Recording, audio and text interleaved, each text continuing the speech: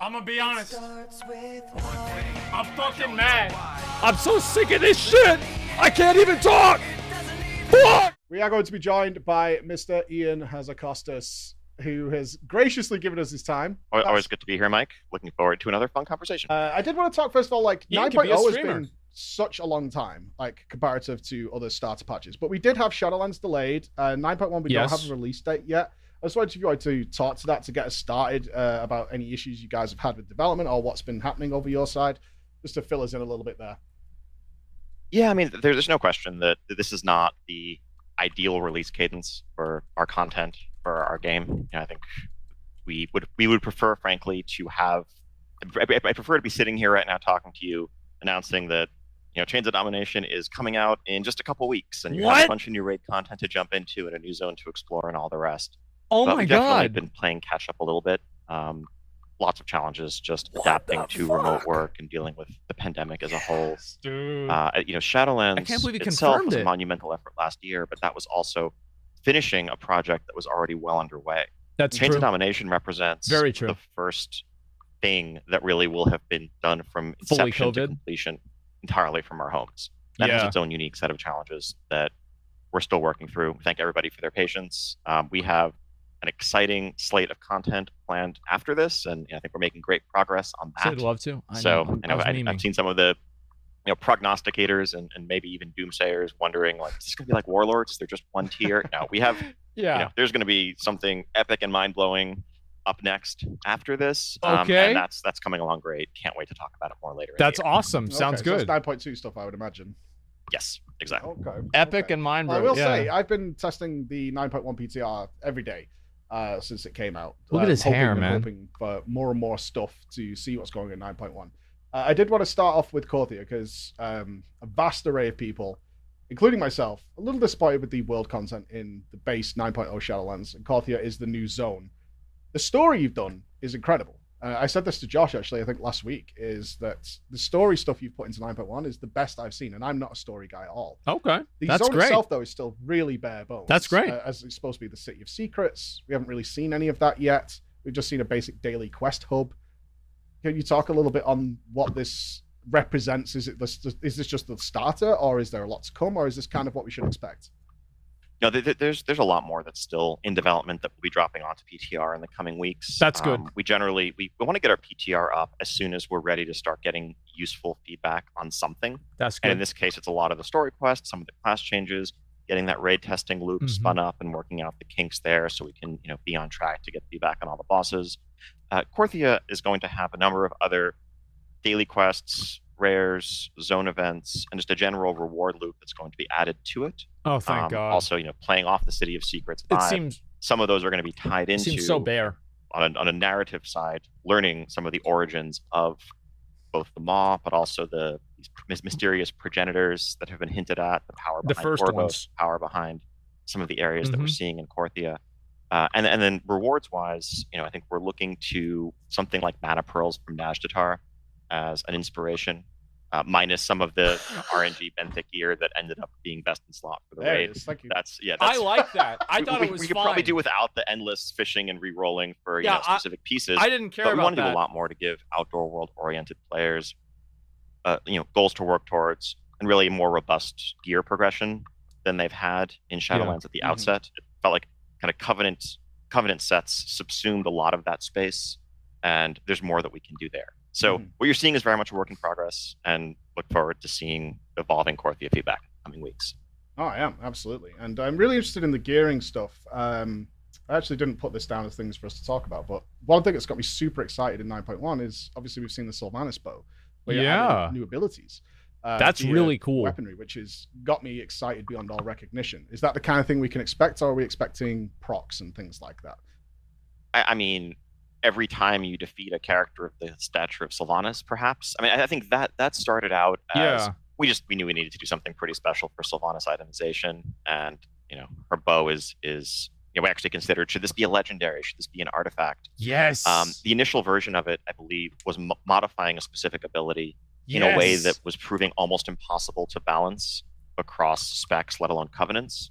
And so part of the thought was like, let's just make this its own thing And we have the ability, going back to artifacts, to give you a new button when That's you equip true. an item. Yeah. It's certainly not. It's not something we see ourselves doing routinely, but it's another fun space to explore where it makes sense. Hopefully they do it sometimes. Yeah. Hunters only then? Oh yes. Okay. All right. Sorry, guys. Let's talk about Legos for a bit, or Legendaries, because we have this really the actual system of creating them is kind of cool. You get to choose your own stats and things like that. Yeah, doing Now we're Torghast. going into Super the fun. living, breathing Shadowlands experience. Legos. There's obviously some issues being raised now, such as when you guys do these class changes, like you've just said, stats and things change on various characters, which means with the current system, they would have to rebuild a brand new of the same exact legendary in order to accommodate changes that you guys make. Certainly if you want to have the best ones. Yeah. If it's a craftable item, people do want to have their best ones. You did mention in an interview previously about refunding and stuff like that. Have you explored a bit more on that? Oh, refunding legendary. We explored, but no It's not specific gonna happen. plans for 9.1. The way that obtaining, the previously Mega Soul Ash, New Soul Cinders will work is that it just comes from layers 9 and up in Torghast. And that's going to be needed to upgrade your legendaries past 235. But given the way that Torghast works, of course, you're also getting the rewards from all the lower layers. So you'll still be getting significant amounts of Soul Ash. So you don't necessarily have to choose between upgrading your current legendaries or making new ones if that's the path that you want to take.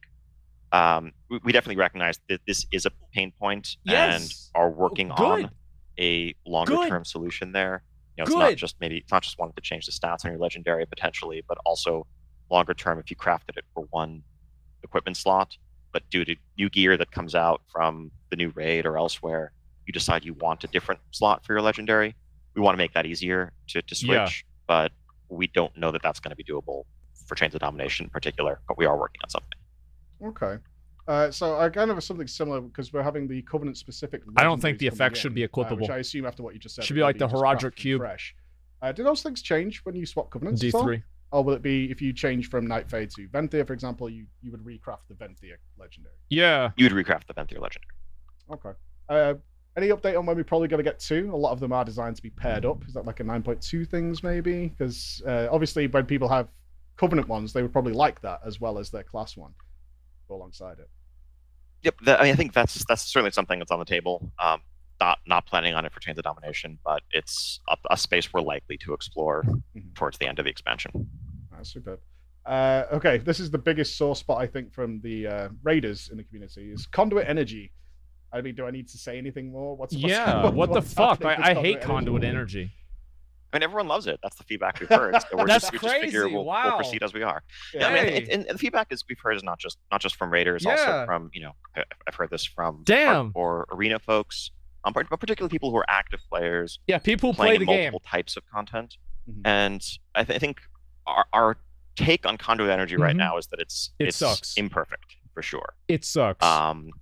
The part of the goal of the system as a whole is it sucks to situate Throttle your soulbind layout, your conduit placement across all of your soulbinds as a bit more of a semi-rigid choice when it comes to friction. You have things that you can swap back and forth all the time, like your talents or your spec, and you have things that are immutable, like your class.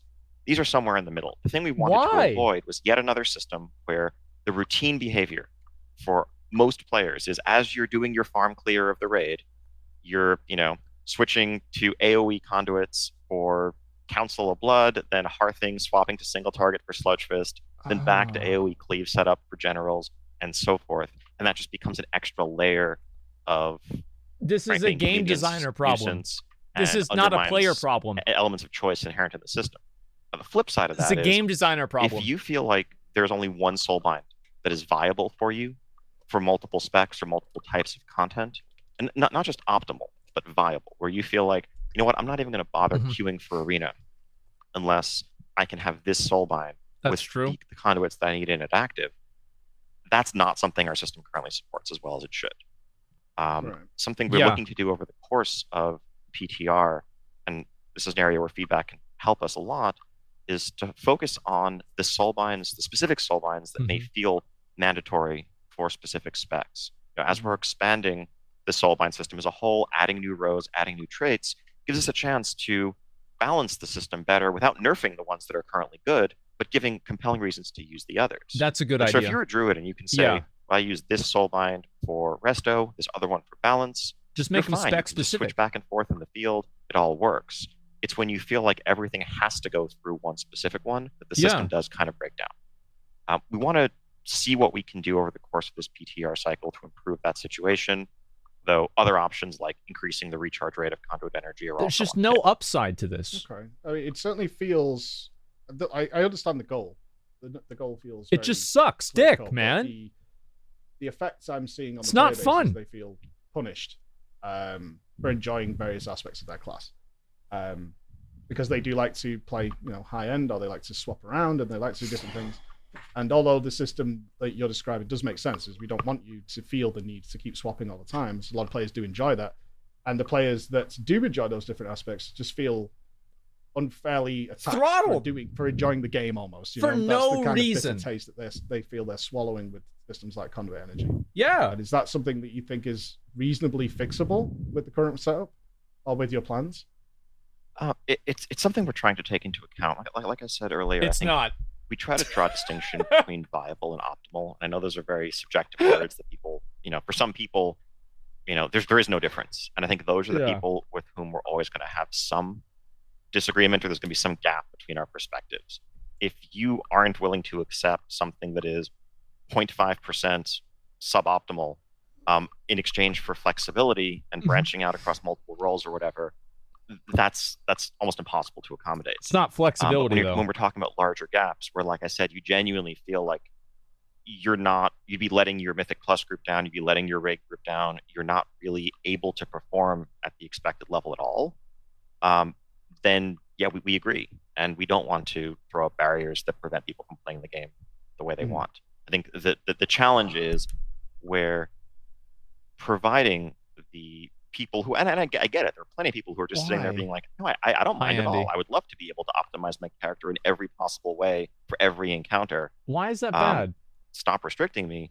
It's, as we said at the outset, World of Warcraft design in a lot of ways is trying to balance competing interests and play styles, and often we end up making everybody a little bit unhappy. What is that competing with? Hopefully there are trade-offs there, as opposed to just picking one side, saying, okay, this is the way the game is going to be played. Who's and then everyone else competing has with to this? deal with the consequences. Yeah, it does feel that way, because I know that certainly for PTR testing, a lot of players, including myself, have just been copying over multiple characters to test different specs, because Conduit Energy just runs out. And all you want to do is try out the new things, right? Yep. Inventing problems. It feels like, it's unnecessary, I think, is the impression I get from a lot of people. Yeah, there are other quality of life things that we're looking at just to help with some pain points. Like if you're a new alt or you're switching to a new covenant, I think as you're unlocking things for the first time, we don't want that to feel like a limiting factor. So like as your renown goes up, we feel like we could be restoring your energy, for example, so that's not a factor you're having to engage with on a regular basis. Really, the goal is simply to make, this is to limit the ability to swap back and forth multiple times in a day. Right. And at the course of trying to do different things over the course of a week, we want to accommodate that as much as possible. And that's kind of the space we're trying to navigate here. Who gives a fuck? There's certainly a log ahead on that one, I think. Who gives for sure. a fuck? Yeah, we're never going to do anything. That's fine. I do want to come to Torghast then, because of course it's been nicknamed Torghast and stuff. But I personally am a huge supporter of Torghast. Like the premise of it is fantastic. I am too. From the data mining, there's lots of changes you're making there.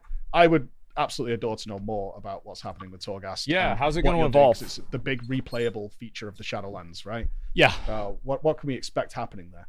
Fix Torghast. Yeah, absolutely. And I think in this next PTR build, you should start to see a lot of those. So fundamentally, I think you say Torghast in passing. I think there's something to that, frankly. It's there is, Ian. One of the fundamental problems with Torghast, as the team sees it, is that last fall, we made a bunch of changes because the original iteration of Torghast was so binary when it came to success or failure, that going through a full Torghast run, getting to floor 6, and finding that you couldn't kill the last boss and walking away with nothing to show for it was something that was such a viscerally frustrating experience that it was, just kind of a table flip moment for a wide range of players. And the system at the same time was also incentivizing you, like, no, you need to get your Soul Ash or you're falling behind. Keep pushing to the highest floor layer that you can do, even if you're not quite geared for it. And across a wide range of the player base, people were just having a miserable time. And that led, because failure was so punishing, what we did in December was we just nerfed the crap out of Torghast and brought things to a point where basically everyone wins. And that's what kind of a chore entails in some sense. It's when you set out big knowing fun. Like, okay, I'm going to win. I'm not really that engaged in the choices that I'm making. I'm not really focused on so he admits whether I'm playing particularly well or not. Maybe I'm trying to do everybody as fast wins. as possible.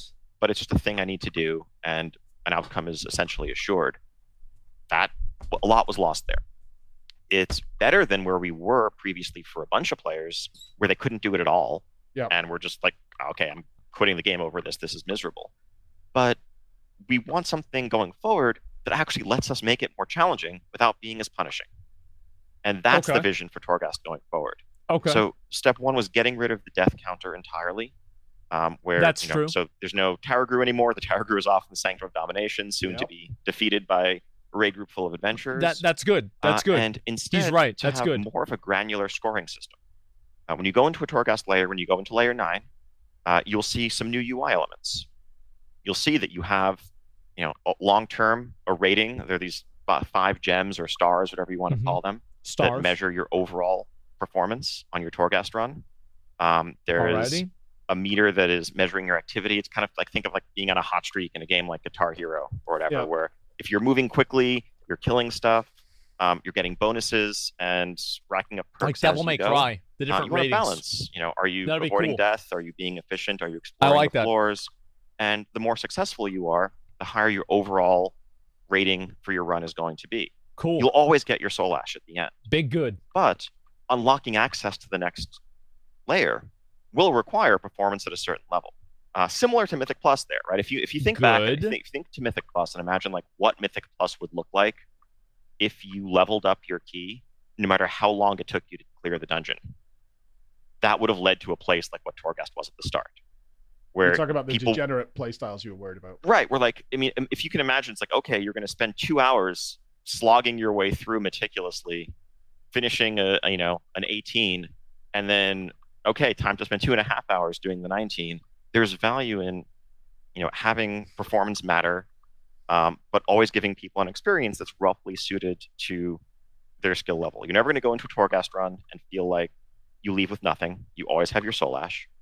The other piece that we're adding what about after is you one do of it once? One of the most traditional elements of roguelike or roguelite games, which is a separate meta progression that is specific to Torghast. Yes. So sort of a Torghast-specific talent tree. Yes.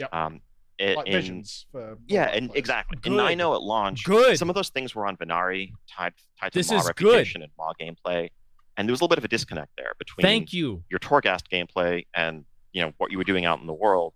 Here, if you don't have the most successful Torghast run in the world, you're still going to walk away with some extra tower knowledge that you can spend to, unlock everything from power upgrades to convenience perks, like just being able to auto loot things around you in the tower and more. That's to help you on your next run. This is good. Okay. This is all good. What I'm hearing there though is have you made it essentially a speed run? Is that what we're looking at here? Is the defining factor is racing? That's a factor though, isn't it? No. So specifically, there are multiple ways of getting our current plan is, I'll call them gems because that's what they look like. We're still working out the exact name. Your final rating is going to be from 1 gem to 5 gems. If you get a 4 or higher, that unlocks the next layer. Cool. There's some special achievements and bonuses and stuff for 5. But you can attain a perfect 5 out of 5 score either by being thorough and clean and efficient or by going quickly. Okay. You can choose how you want to play. So if you're exploring every level thoroughly, you're doing all the events, you're clearing everything out, and you're doing it at a moderate pace, that's a perfect score. That's or awesome. If you want to do more of a speed run, cool. We want to let people, play into the strengths of their spec and their own personal what if you do everything? Preferences. I know the idea of speedrun gameplay is something that's people have a very strong negative reaction to, and that's not what we want to turn Torghast into. Okay. But we also want to reward the people who want to play that way. Or, if you're a demon hunter and you want to just rush through the whole thing, cool. Let's let you and reward that. Okay. I have a few questions off the back of that. Are we putting gear back in? Because originally in the alpha we did have gear. That's what I'm curious about. How can it be rewarded? To see come back? Because I know there's like after Soul Ash things perhaps coming in. Not currently planned on like standalone gear drops. Obviously, legendaries are acquired Then through what do you there, get? and we feel like there are plenty of gear sources already competing against each other, and we'd like to make Torghast a complement to those gear sources rather than something that competes with them That's directly. fine. That's Okay. fine. I play a lot of the games that Torghast was based on, the roguelikes that you're discussing. And right now it just doesn't have the same ability variety to make the replayable experience, something you It want sucks to do dick. rather than I'm here because I need Soul Ash, which I think is like the It's Endless not Corridors, good. for example, ended up being one run that you would probably do to get a mount, which we now know is not even useful in coming to 9.1. How are we expanding that? Obviously, so much feedback. I remember you guys sent us the email after the alpha. I think I did something like 75,000 Torghast runs were done in total. Something ridiculous. People were enjoying the hell out of it, just because it had new abilities. And how It was crazy fun. it got. And you obviously pulled that back in. Are we going to re-explore that? Alternative routes, extra additional difficulty things you can engage in? Anything along those lines that we do see in the normal roguelike world? We have to know this. I mean, I think Please. certainly we're looking to add more powers. There are also extra, more randomized modifiers to the runs that you'll see when you get in there. Both some negative, kind of like Keystone Affixes, sort of, but also perks that are known as blessings. So we're looking to add more variability, more variety. I think our focus in Shards of Domination, in Chains of Domination, though, was revamping the basic scoring system and progression, and then we want to build on this new foundation. We want to make sure the foundation is solid before we continue to evolve over the course of the rest of the expansion. Okay. I did want to mention briefly that we don't really know exactly how these things work yet, but we know in the raid there's going to be a new type of gem slot, these Shards of Domination gems. Some of the stuff has been data mined as being extra procs, and rightfully so, a lot of the PvP community got in contact saying, is this similar to what we saw in Uldia, where there was like raid-specific stuff, or are these going to be new damaging elements that are going to be active in Mythic Plus and PvP? And if so, what do is those guys this? have access to something similar, The fuck or is this? raid gear going to just be superior? So the data mine Shards of Domination stuff is very work in progress. That's not a final design. I think there's a lot of, if something isn't visible on PTR, we're not talking about it. They're often discarded ideas that still remain in our data files. So are you But we doing it or are not? looking at some form of unique bonuses and progression within those bonuses when it comes to Sanctum of Domination gear. Okay. We've talked about wanting to return to class sets, and we plan to do that in our next adventure after this one. But in the interim, Okay. there is something Thank to you. be said for Good. making sure that for raiders, raid gear is a bit more special for the content that they're doing as compared to Mythic Plus gear or other places. This is good. So this is good. We're looking at ways of adding bonuses to All select good. pieces of gear that you earn from Sanctum of Domination, and leveling up those bonuses by doing the raid itself, and exclusively by doing the raid itself over the course of the tier. Now, some of these bonuses may only work in the raid. The general goal is for them to be far more effective in the raid than outside. There may be some additional power that's added, but that's not terrible in Like Benthic gear. game-wide. But that's not terribly different than unique, raid trinkets or procs on items or things that are slightly better.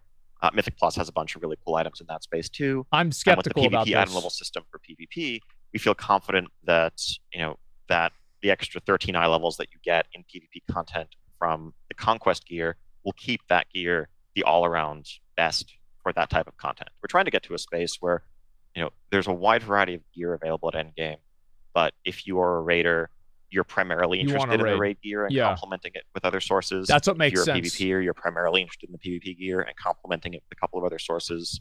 And that's kind of how you're proceeding. Okay. I can't avoid this now. What do you mean by class sets exactly? I mean, good old. It's a raid zone. There's a rogue set, there's a warrior set, there's a mage set. Thematic Do they carry any accordingly. bonuses? I mean, that's presumably part of sets. I think that's what I heard. Okay. Awesome. All right.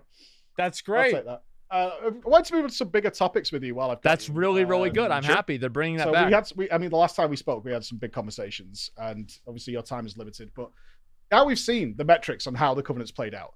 Are you surprised by how players made their choice versus what you hoped would happen? And just please don't tell me you're surprised, Ian. Feeling now. I swear to God, if you tell me you're surprised. Further in this direction with people making these kinds of choices. Don't you fucking say it. Have you changed your mind based on what the player base actually did? I mean, really, our goal is for everyone to be a Night Fae. So we think that things are proceeding wonderfully, and Well, eventually luckily- we'll achieve our goal of fairy dominance by the end of the expansion. Well, the Warlocks are there. 98% of them are Night Fae.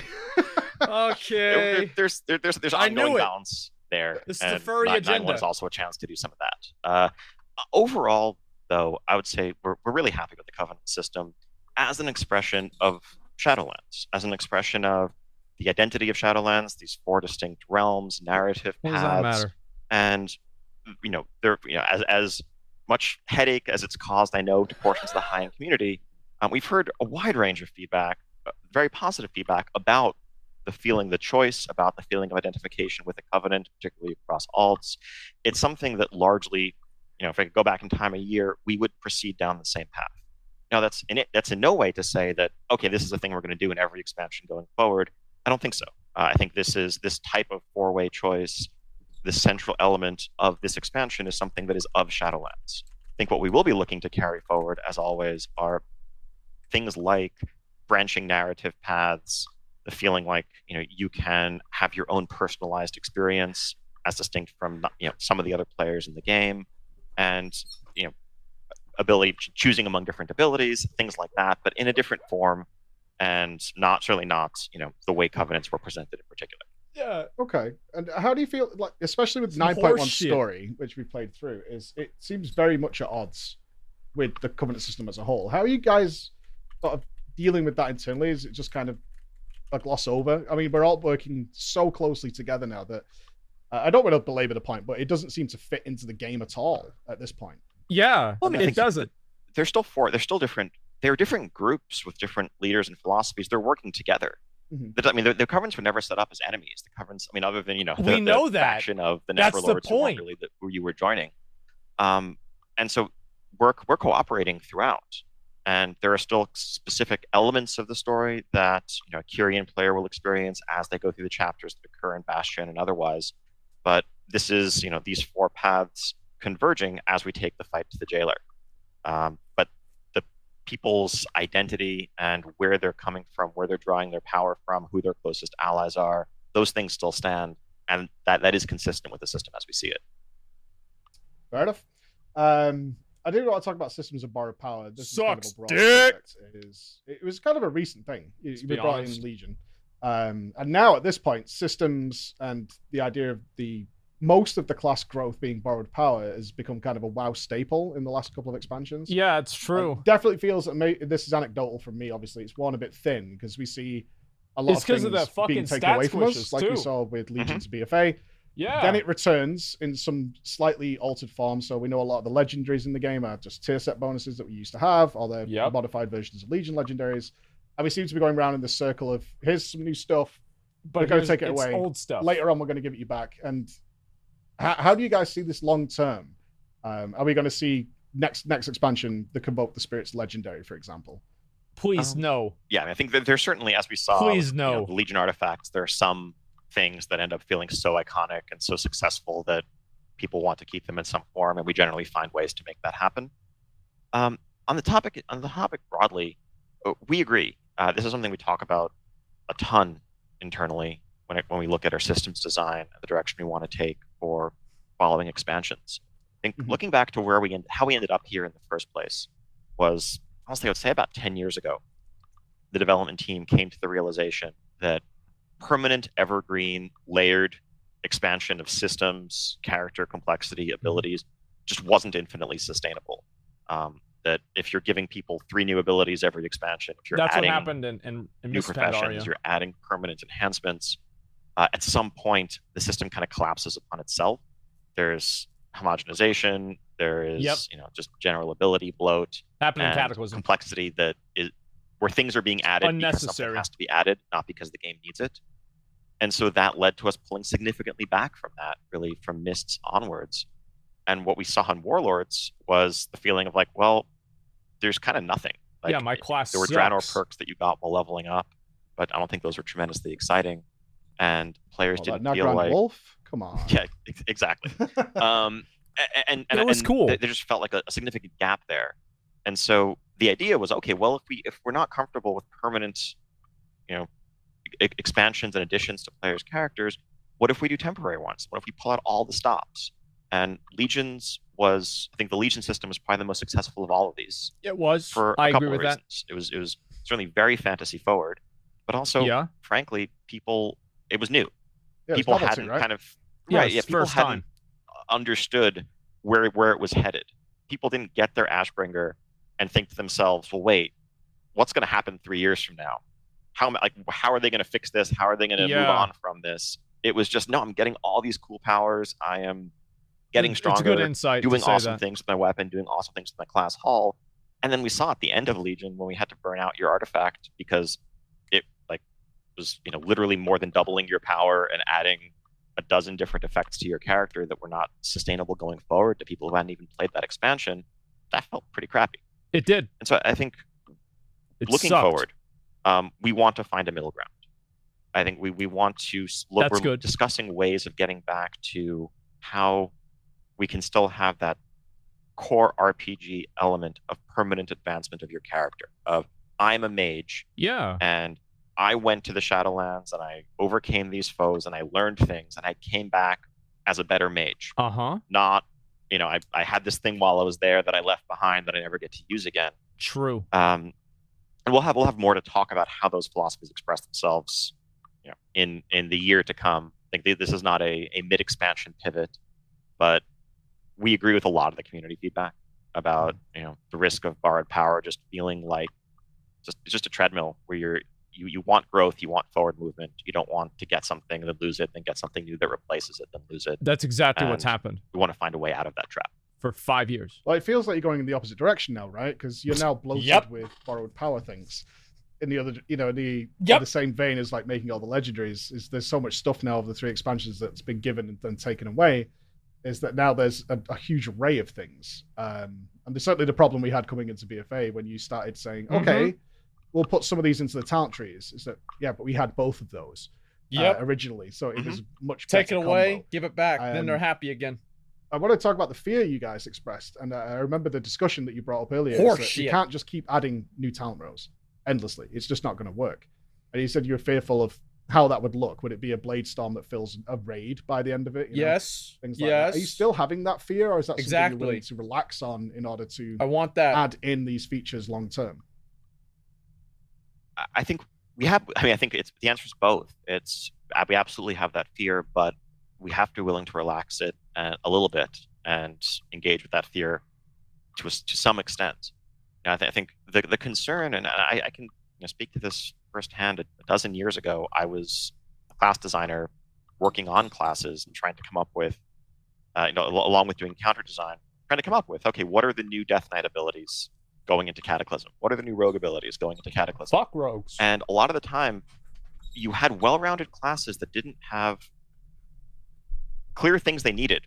Yeah. But just there's an obligation that, okay, we're adding 5 new levels, 10 new levels. We need to give them 3 or 4 new abilities.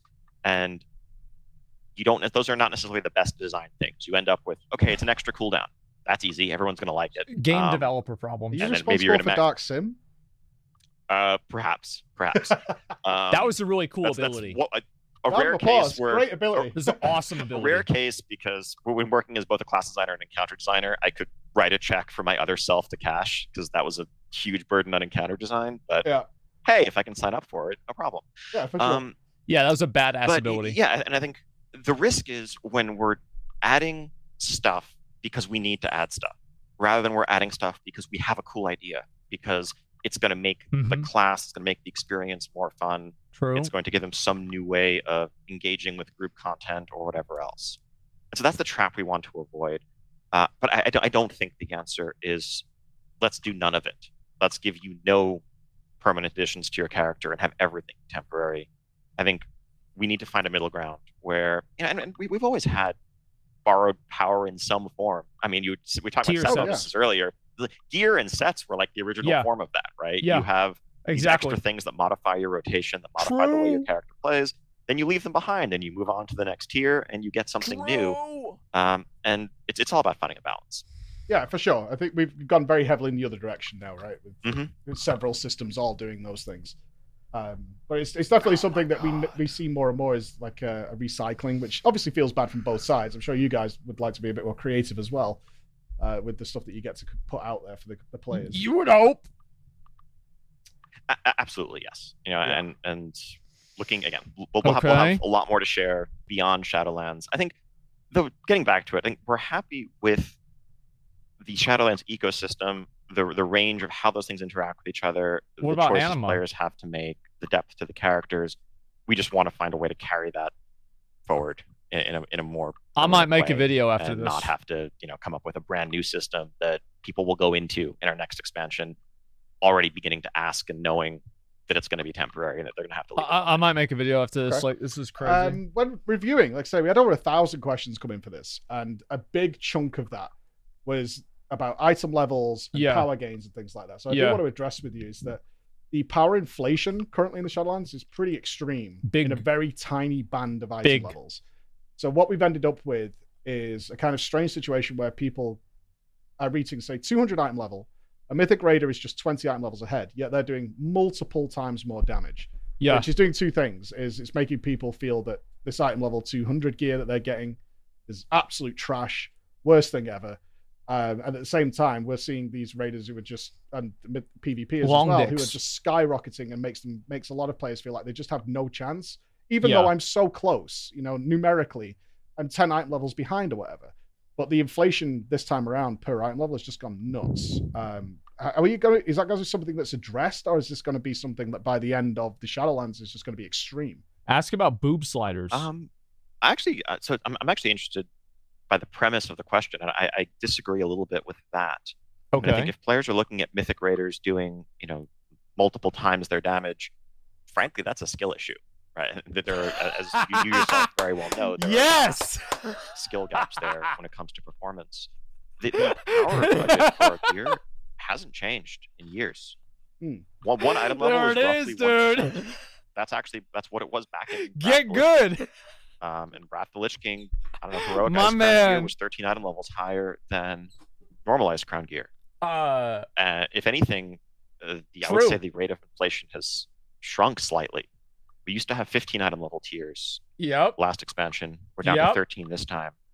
And while there is some additional complementary power increase through things like Legendaries, Conduits, unlocking extra soulbind traits, total power budget of those is smaller than certainly Corruption, but even before Corruption, like Essences plus Azerite or your artifact weapon. So like if you look at someone's stats, if you look at the gear, a 226 chest piece should have 26 to 30% more stamina and primary stat than a level 200 chest piece, and that should be consistent across the rest of the gear. Yeah, I'm not sure that's what we're seeing happen even with skilled players going from, say, heroic to mythic. It's certainly, I mean, it could be again, it's a gut feeling looking at it and looking at the numbers, and there may be skill issues there with people playing alts or whatever. There are, but it certainly feels when we're clearing raids that the item level bonus we're getting now is very extreme. It's comparatively larger. The actual output that comes along with it. I've certainly seen just with those 20 levels, same player, same class. Nowhere near the potential there, which is expected, obviously, going from, say, normal mode to mythic, but larger than we would normally see. But I will refer to your wisdom on that one for sure. I mean, I'm interested to dig into it myself too, but I mean, I think that's certainly the intent, and I believe that this. I mean, I'm not looking at the stats right in front of me as I say that, but I believe that is accurate. That amount of gear progression is generally healthy. Like, I think certainly for people who are coming in as alts who just want to get immediately caught up, they don't want to feel far behind their mains, there's a natural desire to want to bridge that gap as quickly as possible. But as you acquire gear over the course of a tier, that's that same feeling that makes it so that, you know, a boss where you once struggled to meet the enrage timer is something that you confidently steamroll coming back. Yeah, like Croesus, a month or so later as you move on to the next challenge. I remember that. And it lets us not have to make quite as many nerfs or make heavy-handed nerfs to allow a wider range of skilled groups to progress through the content over the course of tier. True. Okay. I want to transition that slightly then and talk about that 200 item level to the alt character experience, because obviously when during the announcement, it was the alt friendly expansion. Yeah. Now again, a little anecdotal, but it's certainly a view that's shared by many, from what I can tell, is there's this weird process of getting a character ready at cap. Getting everything in place, repeating the campaign you've already done. Is certainly if you're playing the same covenant again, recollecting conduits, legendary recipes, starting to go into Torghast again. There it is. And it mounts up into quite a daunting hill to climb over before you feel a character is quote unquote ready, because you can jump into stuff, but you'll be missing certain elements. And I know for me, it's been off-putting. I've just capped 12 characters, and I was looking which one I want to do, and just the prospect of doing that without some, especially renown, is to the point where I didn't want to play them. I wonder if that's something shared with you guys about these sort of check boxes you have to deal with fresh characters, or if you're quite happy with how the catch-up system is working right now. Mixed feelings, I would say. I think we're happy with how the catch-up for something like Renown is working, both for new players and alts. I think, you can switch covenants, you can have a new 60 and just play normally and very rapidly go through the tiers that, obviously took people months to traverse initially. Depending on which ones you're going for, some legendary recipes, obviously it doesn't help if you have different classes, but the legendary recipes are account wide. I think so. There are areas where we can improve for sure. I think when playing alts, part of the thinking was it's certainly a good excuse for many people to try out a different covenant. If you're playing through a different covenants campaign, it's a much fresher experience. I'm sure. If you're replaying the same full campaign that you've already done, that's understandably not something that a lot of people are going to be excited to do multiple times. Yeah. Torghast and Soul Ash acquisition as well are something that does not scale as well as it should. Doing chores again across multiple characters. The thing we want to be wary of at the same time is this always gets back to the dilemma of trying to please different audiences with conflicting goals. I think certainly you and many of the folks listening to this right now probably see alt gearing, alt progression as a means to an end, where the end is what they want. They want to queue high-rated arena with their friends. They want to push high keys, and they want to, they want to level up a different healer or a different tank to run keys with their friends. That's why we want to do it. They just want to get there as quickly as possible so they can do the end activity. There are tons and tons of other folks who play alts because they've stalled on their progression on their main, and they want goals to work towards, and they want to, get their item level up. They want to earn new powers, earn new things. Then when they get to that similar point where they have to go into more organized content to continue progressing. No one levels an alt to do world quests. And so if we're completely shortcutting that and removing the progression for alts at an account-wide level, nobody wants we're actually potentially destroying a fairly significant playstyle for a different group of folks. And again, I know that a lot of people are probably listening to this and being like, he's out of touch and crazy. No one enjoys that. I promise you there are plenty of people who are all about the journey. And if we just say, no, there's no journey anymore, you just skip to the end. That's not what we say. That's not what we want. That would do them a significant disservice. Want that. And so that's what we're trying to juggle here. Yeah, I mean, I know in terms of skips, the ones that I need to specifically mention, because it was asked a million times, more skip for the start. Obviously, you're playing the intro. And as you just said, if it's an option to skip the Covenant campaign, if you've already done it to get the soul binds unlocked. Those are the kind of they're not long either. I don't want to come across as this is a massive inconvenience. It's really not. It's not a big deal. It's just very tedious. It's annoying. Very uninteresting to replay that story, because the stories are very good, but doing it again and again, that's the problem. I agree. That's something that I'll definitely take back to the team to discuss. It's the same way we have the Threads of Fate mode that lets you open-endedly, get from 50 to 60 rather than playing through the exact same linear content again. We know that, narrative content is a centerpiece of the game, but playing through the exact same piece of narrative content multiple times is something we want to avoid forcing you to do. It should be an option if you want to, but that's good. That's smart. That's a smart idea. Okay. I want to move on to some nerdy questions now. But it's become more widespread, of course, with the MDI being available and all the things people are seeing there. Congratulations to Echo, by the way. And healer DPS, because this has been going on for a few years now, is the discrepancy has become more keys than so me, large cheating. That genuinely, if you bring those high DPS healers, your raid is just so significantly easier, because it's like you're bringing extra DPS characters as well. Yeah. It's like you're playing with more than 20 men, What is the situation? Holy Paladins, in terms of, I mean, more to the point, there's some, I know several people who've quit because they're like Resto Druids because they're just not able, they just feel like a waste of time compared to these other guys. Yeah, this is definitely something that we're discussing. Solutions can be easier said than done without gutting specs or existing playstyles in the middle of a tier or in the middle of an expansion. But I think both Holy Paladin and Disc Priest are obviously discussed a lot, and the big factor is healer. It's not just healer DPS; it's free healer DPS. Effectively, I think being able to trade off between damage done and throughput is interesting. We obviously want people to be able to solo as healers, do things like Torghast as healers if they want, and in situations where there isn't significant HPS needed, doing damage is a way that you contribute, and that's a mark of a skilled player. I think the tricky part is when your optimal healing throughput also gives you a bunch of damage. Disc was designed around that. And the trick there on our end is, and we've been more or less successful at this at times, often less successful, dialing in Disc throughput so that they are useful, often invaluable, but not all around the best without weaknesses. When they are topping healing meters and also contributing the damage they do, that's a big problem. It has to be a hybrid. Things like reining in Spirit Shell and the rest of their kit is trying to move a little bit in that direction, both in 905 and 9.1, where a Holy Priest should give more overall throughput consistently.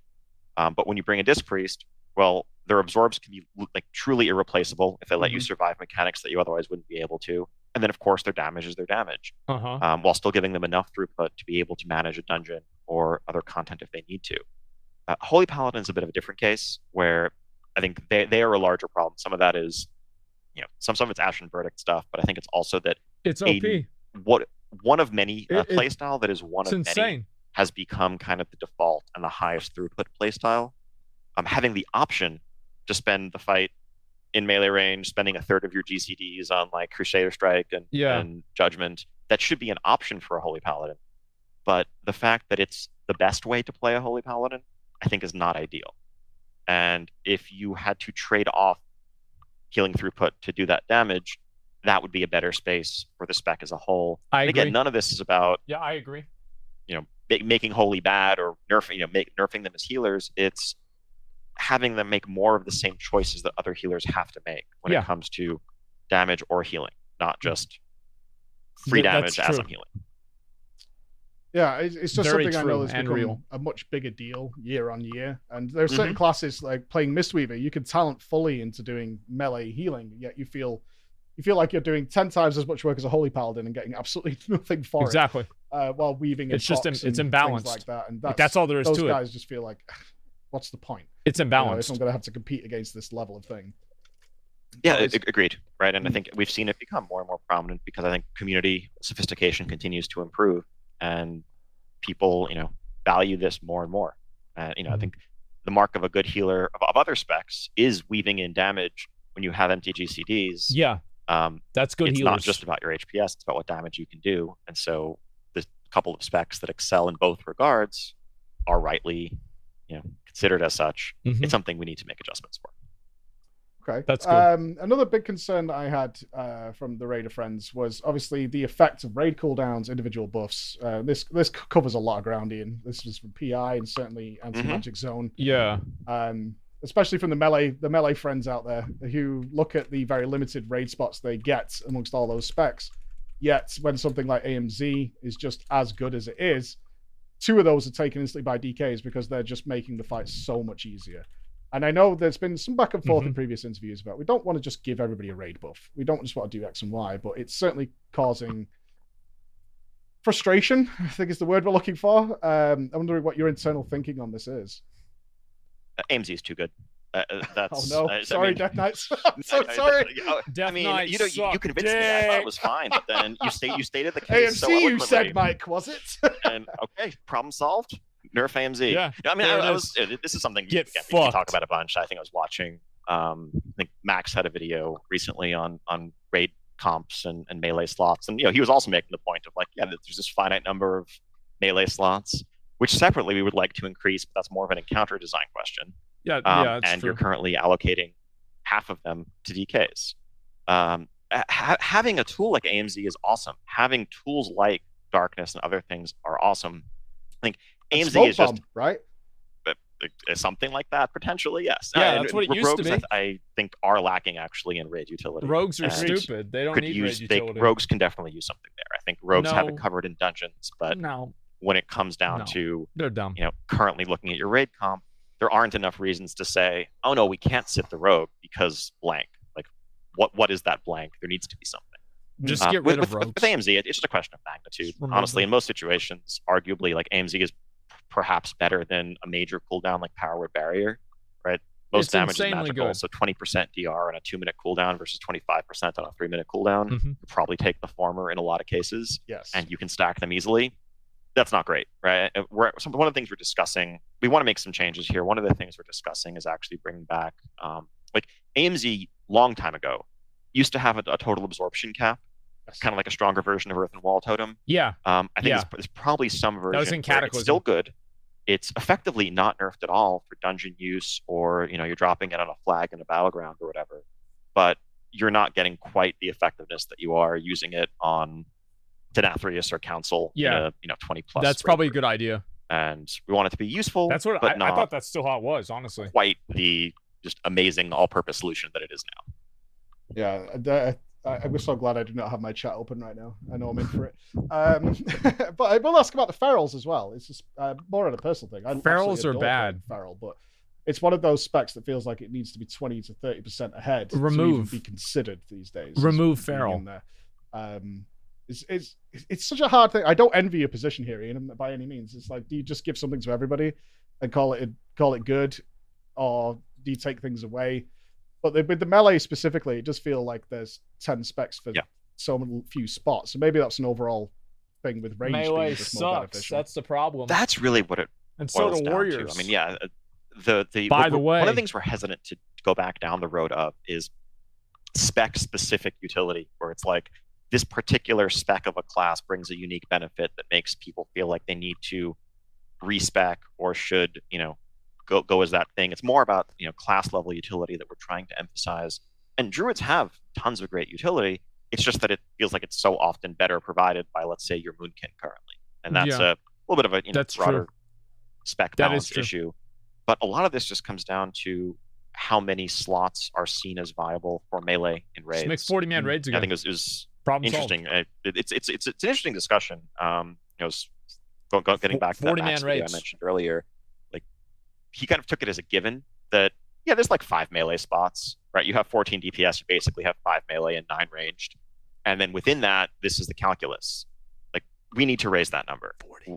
And one of the questions that we're asking ourselves in discussion among, the combat team and the encounter team is, how can we make it the right answer to bring 7, ideally 8 melee? Right? If you have 14 DPS, bring 7 of each. Right? Why isn't that the starting point, and then you tweak it one way or the other? And in that world, it'd be much easier to justify a much more diverse raid composition. Right? I think that currently it feels like, you can't possibly justify more than 1 rogue, but meanwhile you have 3 mages over there, or 3 warlocks, or 3 hunters. Because they do more damage too. So that's the angle we're trying to tackle. They've got more utility. Just be wary of listing Zazuma as like mechs, because I know. They're a bit all over the place, these young'uns. But yeah, it's getting back to the general topic of utility. I think we're happy with the things, with what things like AMZ or Death Grip or Stampeding Roar or whatever bring to the raid. The strongest raid should be a diverse one with all classes represented. 18 mages. Create situations where those classes and specs get to shine, get to have their hero moments, where you're building your strat around, okay, the priest is going to go over here and life grip the tank across the gap or whatever else. Like, we want those tools to exist. And that's really cool. And so it's just a question 100%. of, again, as always, finding a middle ground and navigating the competing pressures from all sides. That's good. Okay. We've only got a couple of minutes, so I'm going to do a couple of questions that people desperately want me to ask. How do you feel the AoE cap is working out? Sucks dick, Ian. Overall, it sucks dick. Tell me it sucks dick. There's some room for maneuver there, because it does feel pretty horrible. It sucks dick. Everybody from Transmoggers to high mythic pluses do feel kind of awkward with the way the AoE cap is actually implemented. Yeah, I mean, definite room for continued evolution there. I mean, certainly for legacy content farming and things like that. That's not really the point. This wasn't a new design. In many ways, this was going back to how abilities like Whirlwind and other things have traditionally worked. That's so dumb. I think the way Mythic Plus. That's so dumb. There's a lot that we're talking about, in terms of the dynamic of Mythic Plus in general. Certainly, there's this feedback loop of uncapped AoE being so potentially strong if you can do giant pulls. Therefore, the way to approach dungeons is to do giant pulls. Who cares? Also, you can't survive face tanking those pulls. So now the way to tank is to kite everything. There's this kind of general feedback loop there. We still hold to the goal of niches and wanting there to be people who excel at 4-target cleave, at 2-target cleave, people Warriors. who excel at more traditional 10-target AoE or whatever else. And I think we're moving in the right direction, but we have a lot of work still to do. And certainly a world where uncapped AoE is still king, but only a handful of people get it is that's bad. Not where we want to end up. That's bad. No, the scaling gets pretty wacky on that very quickly. Very, very quickly. One last question for you. What is World Quest 2.0? Because I know it sounds very memey, but genuinely, the 2.0 is the amount of time it takes. I did all these alt characters recently. 2.0 times. I couldn't think of a single reason to go do World Quests or callings. It was very off-putting. They just seem to be longer, is how it felt. Was that like something that didn't get explored? I was talking about this today. And there's more to come there, or was the idea just for less but longer? It's not really fewer so much as I think one of the biggest things that has to do with the place or lack thereof of world quests in the current endgame loop is the lack of artifact power. I don't know that anyone is clamoring for the return of that. No. But it always felt like, going back to Legion, that was the primary reason. Like in Legion, you needed world quests for artifact power from your emissary cache as well, and early on for legendaries and the chance at legendaries from your emissary. Yep. In BFA, it was pretty similar. If you were trying to get AP, you'd clear the map. Right now it's the best way to get anima, but that is pretty much an entirely optional system, and some folks engage with it, some folks don't. Our goal with changing world quests to add, to make them longer, add multiple stages to some of them, was actually to shift the ratio of doing content time to travel time.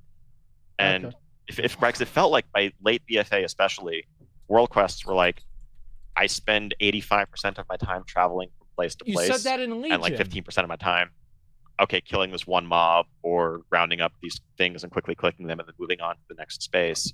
And the goal was just, hey, more time not on your mount, using your class abilities, playing the game. But we agree that where we've landed, the rewards loop is not one that is really terribly satisfying or rewarding for a ton of people.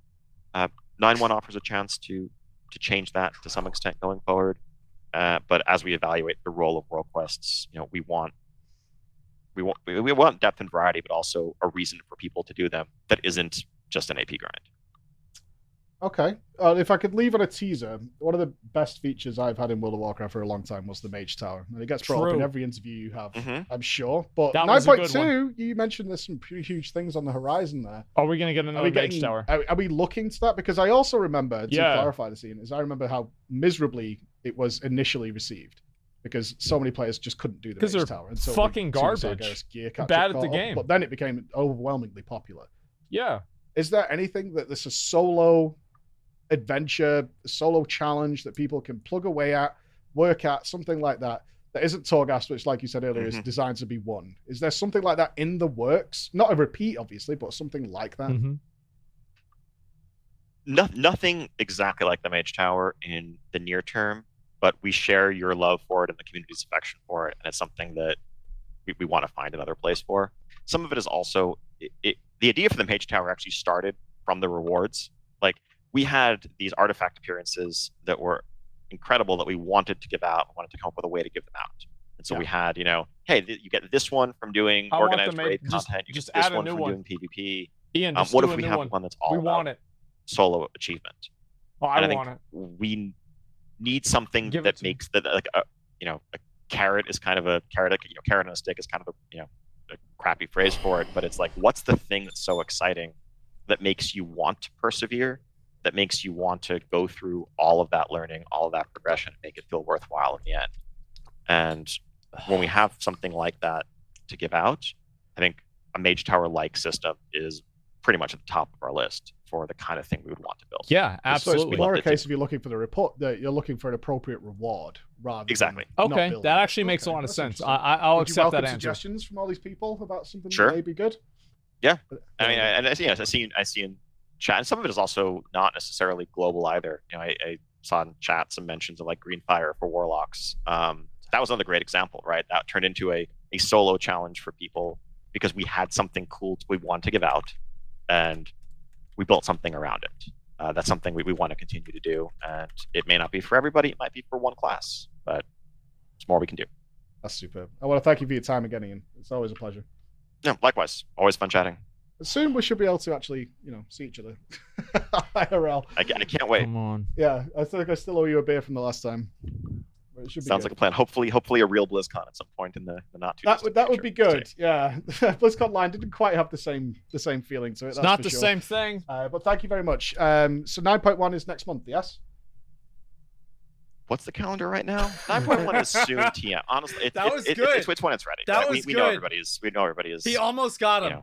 Has been very patient, is very hungry for new content of all types. Want to get it out into your hands as quickly as possible, but it needs to be great. So we'll get it there. Okay, excellent. Thank you very much, Ian. I will leave you there. And thank you to everybody who tuned in for the interview. Thank you very much. Right. Sounds good. Take care. Bye-bye. I need to take a piss, guys. Then we're going to talk about this. I'm going to be honest. I'm fucking mad. I'm actually fucking mad, man. I can't believe this shit, dude. Like, I'm getting more mad the more I think about it. I'm getting so mad right now. I'm gonna calm down in a minute. Look, I'm gonna be honest. I'm gonna be real. I'm gonna tell you the truth. I'm gonna say what's going on. Here's the fucking truth. All the problems that they see in the game, these are problems that game developers have. This is a game developer problem. This is it takes you longer to get over to the fucking guy? Who cares? Nobody gives a fuck. Doesn't matter. This is a problem that they invented. This is a problem that they created. World Quest 2.0. The only 2.0 is the multiplier on how long it takes. It's embarrassing. I wrote down some notes. The way they fix the conquest cap is simple. You just make it to where it's percentage-based wins for how much conquest you get. Problem solved. That way you don't have to do 5,000 games at the end of the season. That's all you need to do. Number 2. Nobody levels an alt to do a world quest. People level an alt to complete the end game. It's not important. It's not meaningful. And it doesn't matter if you have to do your Covenant campaign again. Nobody wants to do Torghast 2 times in a row. Nobody wants to go around and sit around and fuck around with doing world quests again. Like, chores should be account-wide. Content should not. Chores are not content. And now it feels like they are. They care about the journey. I want to meet the person that levels 8 characters to do the same fucking world quest where you have to get a fucking disguise to make you invisible, to have to run 10 minutes to kill an NPC that half the population's too fucking stupid to know that you have to pickpocket, so they go over there and they kill it, and then it doesn't drop the item, and then you have to wait for it to respawn, and you have to sit there for 15 minutes for no reason. I'm so sick of this shit! I can't even talk! Fuck! Here, let me do a little visual. Let me do a visual for you guys. Okay, so here are WoW players. All WoW players, okay? Here are WoW players that care about what happens in the game in terms of gameplay. Here are WoW players that do high-end content. Actually, here are WoW players that do high-end content. Here are WoW players that do high-end Mythic Plus. Here are WoW players that do high enough in Mythic Plus that the AoE cap matters. here are WoW players that do high-end Mythic Plus in the AoE cap matters that want it, and here are AoE cap players that are for AoE cap. So here's what happens. Everything here is fucked over because of that. That's what happens. This is what's happening. Is this little tiny circle is making the decision for everything else. Nobody cares about the AoE cap except for high-end Mythic Plus players. If you're going to sit around and you're going to make decisions and decide what the fuck you're going to do based off of some random fucking MDI bullshit, you're making the wrong decisions. You're just making the wrong decisions. This is what happens. These concentric circles of players and these people right here are happy. Oops. These people right here are happy. Everybody else is not happy, is not satisfied. That's what I'm trying to get at. This is what the issue is. They are all... Wait, what is this here? No Mythic Plus players call for AoE cap. Oh, all of them do? So, I forgot the entire game should change because of Mythic Plus. So the entire game, and something that feels better to play, should not happen because of one contrived way of playing one version of the end game that is dying in popularity. Let me get this straight. Is that really a good idea? No. No. No. AoE cap sucks. It's not fun to play with. Period. I think people forgot about fun. They forgot about doing things that you enjoy. About playing the game and enjoying the way that your character plays. In Legion, you played your character and it felt good. Your character felt good to play. The abilities fit together. Remember whenever they tried doing this thing where they put everything on the GCD and then they slowly peeled it back over time because nobody actually wanted it? That was the same types of people. Oh, well, it's not good for high-end players. Nobody cares. It doesn't matter. Like, high-end players are going to do whatever they need to do. High-end players are always going to hate the game, okay? If you're a high-end WoW player, you're always going to hate the game. It's the rules of being a high-end player. It's the truth. Confusing to an average player? Yeah, it's confusing to an average player beyond other things as well. It is also confusing. There are other things that are bad about it too, but they really need to get their head out of their ass, man. Then don't complain about covenants. Bro, the reason why I want covenants to be able to pick all the abilities is for a casual reason. And here's the casual reason. Because I want to use the different abilities. That's right. There's not some, oh, I need to min-max. Who cares? I just want to use the different abilities. I'm like, oh, this is cool. I wish I could use this. I can't. Oh, this is cool. I wish I could use this. I can't. Except I have to go through some arbitrary throttling mechanism like conduit energy. You know who conduit energy is for? No one. It's not for anybody. Nobody wants it. Nobody asked for it.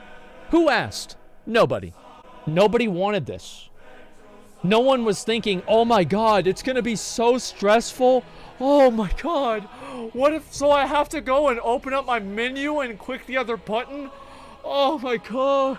You have to click the other button and then you've got the other button now and, you know, like, it's not real. Like, even, I'll give you an example, okay?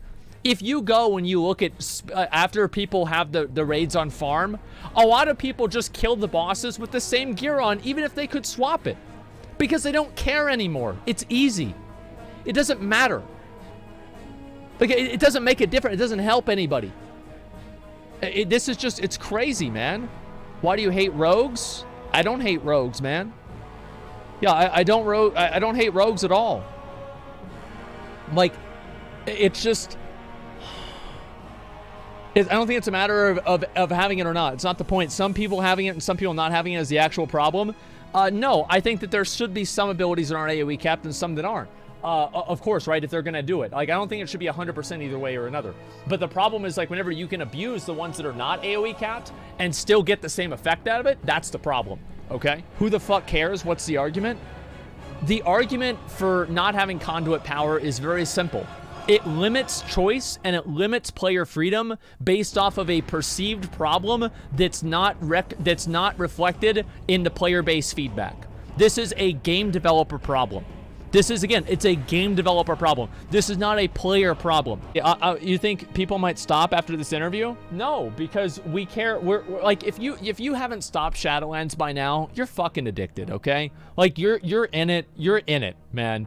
Like, you're just mad. Like, that's all. Like, it's not like, oh, this is gonna change anything. No, you're fucking addicted to the game. You're not gonna quit. Interview 5%. Yeah, 5%. Like, the thing is with Ian is, like, he was totally on point with half of the shit that he said. Like, totally on point.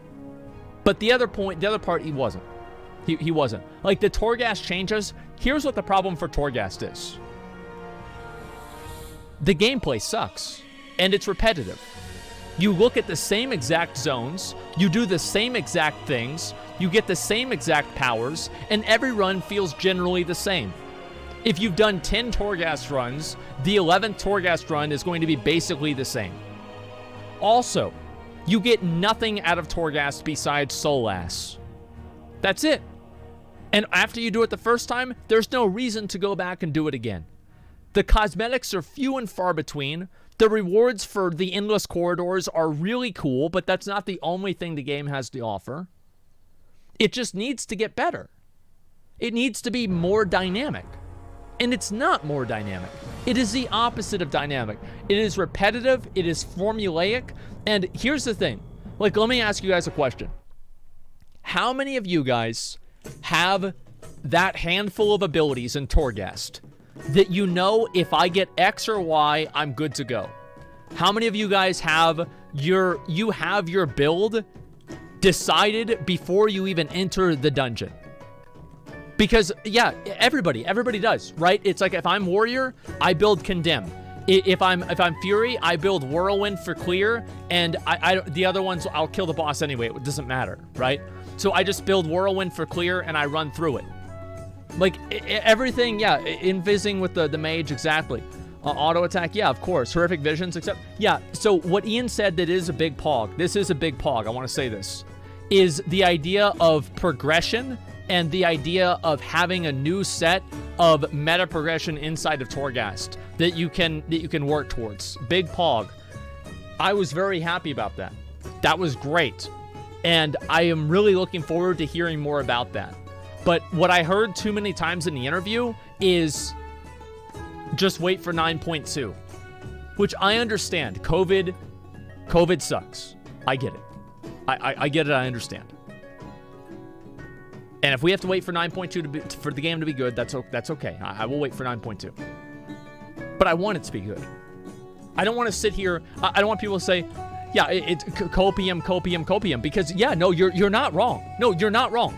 You're like, whenever you're spamming copium, no, you're not wrong. Like, 100%. We're aware of the problems, but, yeah, my problem is always says is we're aware of the problem, but we have no concrete plans to change anything. I can see why you say that. I definitely can. You're a hypocrite because Titanforge helped people, everyone but high-end players. No, it didn't. No, it didn't. That's... Actually, it did. No, it doesn't even make any sense. If you're a low-end player, if you're a mid-tier player, it's going to be worse for you because gear makes a bigger impact on your damage. Like, if somebody else is getting better gear than you do, it's much harder to play better because people don't understand that. I think more mid-tier guilds lost people, or people lost their spot in raids than the high-tier guilds because the high-tier guilds understood it better. That's so dumb. Dude, ranting because he loves the game. Yeah, I know. He's quoting Ian. What's this here? What is quoting Ian? My opinion is developers are way too out of touch. I think they are too. I think it does seem like they're really out of touch. Yeah, I do really feel that way. And I'm chat's bad. The thing is, there are a lot of people that disagree with things that I say. But the point that I'm making is that, listen, they're wrong. Like, it doesn't make me mad that they're wrong, because they're just wrong. They're stupid. Like, they don't know anything about the game. Like, they have no fucking idea what they're talking about. So, like, if somebody's giving out their dumbass opinions in chat, they've played the game for like 3 weeks, who cares? Yeah, it's fine. 5 minutes are up, Dark Souls time. Okay. Why don't you have Ian on your stream?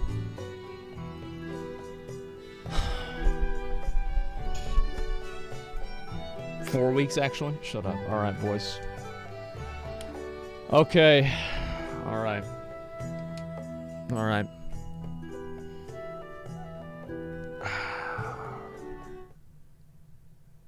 Gentlemen. People disagree with me or stupid? About this game? Yeah, a lot of them are. I know what I'm talking about with this game. That's why I was one of the biggest commentators for the game. Most people agreed with my perspectives. That's why I was one of the most popular. I had the most views. And I think people watch me because they agree with me. I think most of the people that do disagree with me they have less knowledge about the game. They have less understanding about the game. And they don't understand it as well as I do. And yeah, so I think in a lot of cases they are wrong. And that's a fact. That's a fucking fact. Ego Andy? Yeah. Yeah, I'm right. I know way more about the game than almost anybody else does. And the odds are the people that are saying that don't know even nearly as much as I do. That's a fact. Get mad about it, sure. But it's true.